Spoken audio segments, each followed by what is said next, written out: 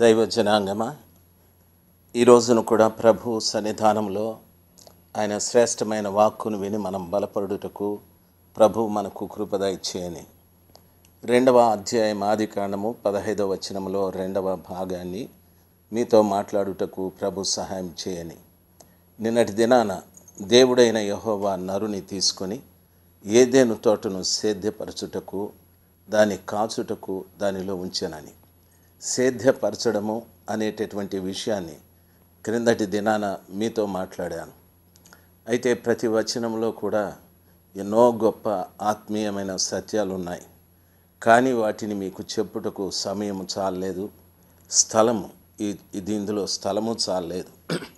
అంతసేపు మాట్లాడినా మీరు వినలేరని కొద్దిగా మీతో మాట్లాడుతూ ఉన్నాను.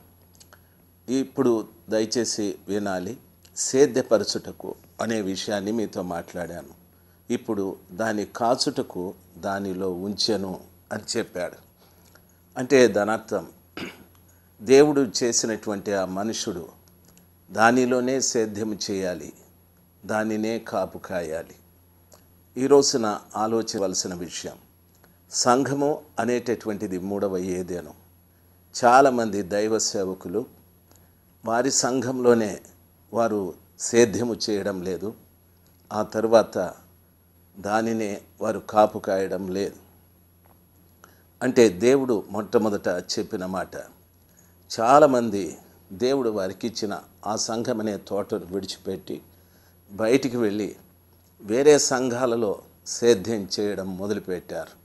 అనగా దానర్థం దేవుడు వారికి ఇవ్వని, దేవుడు వారికి చెప్పని, దేవుడు వారికి చూపని స్థలాలలోనికి వెళ్ళి సేద్యాలు చేస్తూ ఆ ప్రాంతంలో ఉన్నటువంటి ఫలసాయాన్ని తెచ్చుకోవడం ప్రారంభించారు.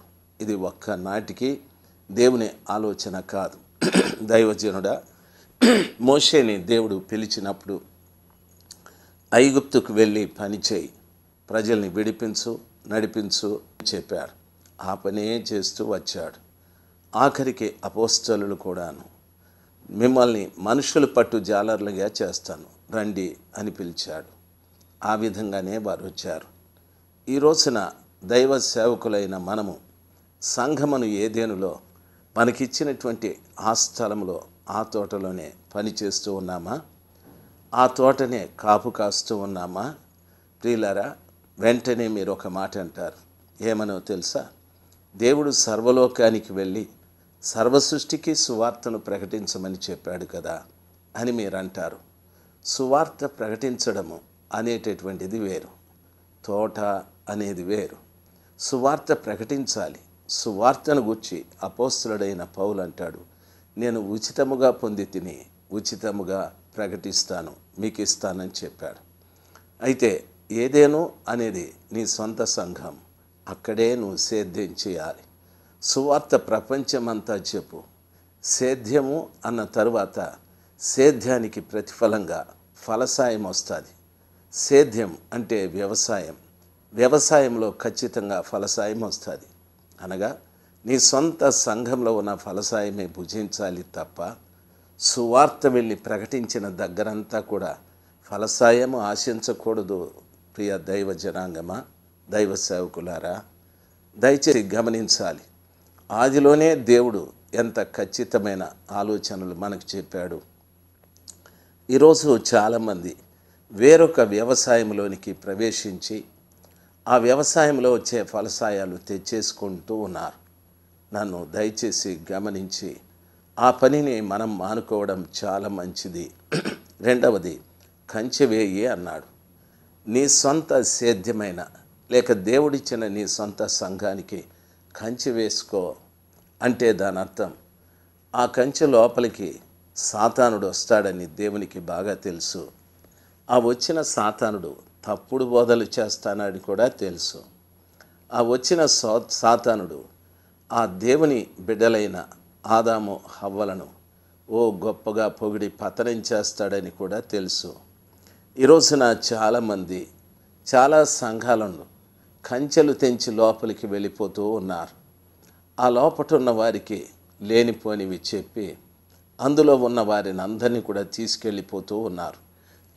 బైబిల్ చెప్తాది, చాలామంది అబద్ధ బోధకులు వస్తారు. వారు గొర్రె చర్మమును కప్పుకొన్న తోడేళ్ళు, వారు మందను కనికరించరని చెప్పారు. ఈ రోజుల్లో కూడా చాలామంది ఇతర సంఘ కాపరులు చేస్తున్న పనిలోనికి ప్రవేశించి అందులో ఉన్న గొర్రెలన్నింటినీ అక్కడ ఉన్నటువంటి ఆ వ్యవసాయంలో ఫలసాయాన్ని తీసుకెళ్ళిపోతూ ఉన్నారు. ఎంతో దుఃఖమండి. దైవ సేవకుడా, నీకు చేతనైతే నీ సంఘంలో సేద్యం చేయి, నీ సంఘం చుట్టూ కంచివేయి. ఇంకా దేవుడు నిన్ను బలపరిస్తే నీ ప్రక్క సహోదరుని సంఘంలో వ్యక్తులను బలపరచు. నీ ప్రక్క సహోదరుని సంఘము చుట్టూ కంచి వేసి వారిని నిలబెట్టు. అంతేకాని ప్రపంచమంతా నాకే కావాలి, ప్రపంచమంతా నేనే తిరగాలి, ప్రపంచంలో ఉండే వ్యవసాయంలోని ఫలసాయము నేనే తినాలి అంటే ప్రపంచంలో ఆయా సంఘాలకున్న కంచెను తెంచుకొని సాతానుడు ఎలాగా ఏదెనులో ప్రవేశించాడో ఆ రీతిగా ప్రవేశించవలసి వస్తుంది. ప్రభువు నీకు ఆ జ్ఞానం ప్రసాదిస్తే, లేక ఈ మాటలు నీ దగ్గరకు వచ్చి నిన్ను హెచ్చరిస్తే దయచేసి నువ్వు మారాలని ప్రభు ప్రేమతో నీకు మనవి చేసుకుంటూ ఉన్నాను. నేను ఒక ఆత్మీయ తండ్రిగా, ఆత్మీయ సహోదరుడిగా మీతో మాట్లాడుతూ ఉన్నాను. కాపు కాయాలి. ఆదాము కుటుంబంలో పుట్టిన కయీను, హేబేలు వీళ్ళిద్దరు కూడాను. అయితే వాళ్ళిద్దరూ పొలంలో ఒకరితో ఒకరు మాట్లాడుకుంటూ ఒకరిని ఒకడు చంపేశాడని వాక్యం సెలవిస్తుంది. ఆదికాండం 4వ అధ్యాయం 8వ వచనంలో చదువుకుంటే, కయీను తన తమ్ముడైన హేబేలుతో మాట్లాడాను. వారు పొలంలో ఉన్నప్పుడు కయీను తన తమ్ముడైన హేబేలు మీద పడి అతన్ని చంపెను అని ఉంది.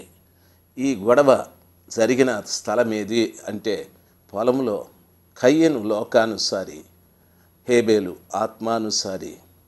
లోకానుసారి అయిన కయీను పొలంలో ఉన్న తమ్మునితో మాట్లాడుతూ అతని మీద పడి చంపేశాడని ఉంది. ఈ రోజున కూడా సంఘం అనే పొలంలో చాలామంది కయీనులు వెళ్ళి మాట్లాడుతూ ఉన్నారు. హేబేలు నోరెత్తడం లేదు. ఈ కయీను దౌర్జన్యముతో హేబేలు మీద పడి అతన్ని చంపేశాడు. చాలామంది దైవ సేవకులు ఈ కార్యమే చేస్తున్నారు. మీ పొలంలో మీరుండండి, వారి పొలంలో వారుండండి. ఈ రోజున ఆత్మీయతను చంపే ఈ కయ్యను లాంటి లోకస్తులు లెక్కలేనంత మంది తయారైపోయారు. దైవ జనాంగమా, దేవుని బిడ్డలు ఎంతోమంది కన్నీరు కారుస్తూ ఉన్నారు. కన్నీళ్లతో, ఉపవాసాలతో, శ్రమపడి కట్టుకున్న చిన్న చిన్న సంఘాల మీద ఇలాంటి కయ్యనులు పడి ఆ సంఘంలో వ్యక్తులను లాక్కెళ్ళిపోవడం ఇలాగ చేస్తూ ఉన్నారు. ఆ రీతిగా చేసిన తరువాత బైబిల్ ఏమంటుందో తెలుసా? 9వ వచనాన్ని కూడా చదువుతాను. యెహోవా నీ తమ్ముడైన హేబేలు ఎక్కడా అని కయీను అడగగా అతడు, నేనెరుగను, నా తమ్మునికి నేను కావలివాడనా అని వాక్యం సెలవిస్తుంది. ప్రియులారా, గమనించవలసిన విషయం, దేవుడు ఊరుకోలేదు. కయీను హేబేలును చంపిన తరువాత కయీనుతో ప్రభు అడుగుతున్నాడు, నీ తమ్ముడైన హేబేలు ఎక్కడా? అప్పుడు అంటున్నాడు, నేను ఎరుగను, వానికి నేను కావలివాడనా అని చెప్పాడు. అయితే ప్రభు అంటున్నాడు, నీ తమ్ముని యొక్క రక్తము యొక్క స్వరము నేలలో నుండి నాకు మెరపెట్టుచున్నది. కావున నీ తమ్ముని రక్తమును నీ చేతిలో నుండి పుచ్చుకొనుటకు నోరు తెరిచిన ఈ నేల మీద ఉండకుండా నీవు శపించబడిన వాడవు అని చెప్పాడు. చూడండి, చాలామంది ఈ రోజున కన్నీళ్లు కార్చడం లేదు. బైబిల్లో ప్రియులరా గమనించాల్సింది, గెత్సేమనే వనములో యేసు ప్రభుల వారు ఆయన కన్నీటితో మొరపెడుతూ ఉంటే వాక్యం సెలవిస్తుంది, ఆయన చెమట రక్తముగా మారునంతగా వేదన పడ్డాడని వాక్యం సెలవిస్తుంది. ఈరోజు చాలామంది సేవకులు వారి కళ్ళలో కన్నీళ్లు కాదు, రక్తమే వస్తూ ఉంది. వారు ఏదో కష్టపడి సువార్త బోధించి 10 మంది, 15 మంది, 100 మంది, 50 మందిని కూర్చోబెట్టి వాక్యాలు చెప్పుకుంటుంటే చాలామంది కయీను లాంటి బలమున్న సేవకులు, లోక సంబంధమైనటువంటి వ్యక్తులు వెళ్ళి వారిని చంపేస్తూ ఉన్నారు. ఎందరో కయీనులాగా మొరపెడుతూ ఉన్నారు దేవునికి.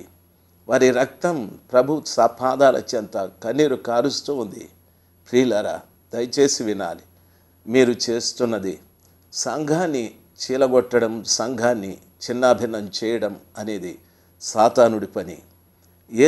ఏదేనులో ఉన్న, ఏదేను తోటలో ఉన్న ఆ చిన్న సంఘం, ఆదాము హవ్వ అనేటటువంటి సంఘాన్ని చెడగొట్టిన ఘనత, బయటికి తరిమివేసిన ఘనత సాతానుడికే దక్కాది. ఈ రోజున చాలామంది మేము గొప్ప బోధకులు, మంచి బోధకులు ఎన్నో చెప్పుకుంటూ చిన్న చిన్న సంఘాల మీద పడి వాటిని చెడిపివేస్తూ ఉంటే, ఎవరో వెళ్ళి అడిగితే మీ సంఘాలను కాపాడుకోండి, మీరు నిజంగా మంచి బోధ బోధిస్తే వారు ఎందుకు ఉంటారు అక్కడ అనే జవాబులు చెప్తూ ఉంటారు. మంచిది కాదు. దైవజనుడా, దయచేసి గమనించాలి. దేవుడు మనల్ని ఎంత హెచ్చించినా ఆ కిందున్న వారిని కూడా మనము ప్రేమించాలి. నీ చేతులతో నీవే దేవుని రాజ్యాన్ని చెడగొట్టద్దు, దేవుని రాజ్యాన్ని చిన్నాభిన్నం చేయొద్దు, దేవుని రాజ్యాన్ని పడగొట్టద్దు. నీకు శక్తి సామర్థ్యాలుంటే నీతో పాటు ఆ చిన్న సంఘములు కూడా బలపడుటకు నీవు సహాయం చేయి. ఒక్కరోజున యేసు ప్రభు శిష్యులు యేసయ్య దగ్గరకు వచ్చి అంటున్నారు, ప్రభా, అక్కడొక్కడు దయ్యములు వెళ్ళగొట్టుచున్నాడని. ఎవరైతేను వాళ్ళు అంటున్నారు, మీ నామములోనే అనని. యేసు ప్రభుల వారు గొప్పవాడు. ఆయన అంటున్నాడు, నా నామంలో వాడు దయ్యములు వెళ్ళగొడితే వాడు మనవాడే, చేయనివ్వండి అని ప్రభువు చెప్పాడు. ఎంత మంచి మనసు నా యేసయ్యది, ఎంత గొప్ప మనస్సు నా యేసయ్యది. ఈరోజు అలాంటి మనసు మనకు లేదే. దాన్ని ఏమంటారంటే కాంప్రమైజ్ మినిస్ట్రీ అంటాడు. గొప్పవాడైన యేసయ్య ఆయన పేరు చెప్పుకుంటూ పని చేస్తున్న ఒక చిన్నవాణ్ణి చేయనివ్వండి అని అన్నాడు. వాణ్ణి ఆపమని చెప్పలేదు. శిష్యులు అన్నారు ఆపేద్దాం అనని. ప్రియులారా, గమనించాలి. మీతో పాటు చాలామంది చిన్న చిన్న సేవకులు పని చేయనివ్వండి, వారికి సహకారంగా ఉండండి. మీ ద్వారా చిన్న చిన్న సంఘాలు బలపడనివ్వండి, పరలోక రాజ్యం విస్తరించబడనివ్వండి. మీరు ఆ గొప్ప సహాయము చిన్న సేవకుల పట్ల, మీ పట్టణంలో ఉన్న చిన్న సంఘాల పట్ల, ఆ దైవజనుల పట్ల మేలు చేయమని మిమ్మల్ని బ్రతిమలాడుకుంటూ ఉన్నాను. ప్రియ దైవజనాంగమా, ఈ మాటలు వింటున్నటువంటి నీవు ఒక్క రోజున ప్రభు ఎదుట నిలబడితే కయీను స్థానంలో ఉంటావా, హేబేలు స్థానంలో ఉంటావా? నీ తమ్ముడేడి అంటే నేను వానికి కాపలావాడనా? ప్రభు అడుగుతాడు, ఈ పట్టణంలో ఉన్న సేవకులేరి అని అడిగితే గొప్ప సేవకుడా, నేను వానికి కావలివాడనా అని అంటావా? దయచేసి గమనించాలి. విశ్వాసులైన దైవజనులైన ఈ పద్ధతి చేయడం మంచిది కాదు. మానుకోనండి. దేవుని రాక సమీపిస్తూ ఉంది. కయ్యేను వలె శపించబడి దేశదిమ్మర్లు కాకండి. అంటే పరలోకాన్ని విడిచిపెట్టి ప్రక్కకెళ్ళిపోయే కార్యాలు చేయొద్దండి. దేవుడు ఆ జ్ఞానం మీ అందరికీ దయచేయునుగాక. ఆమెన్.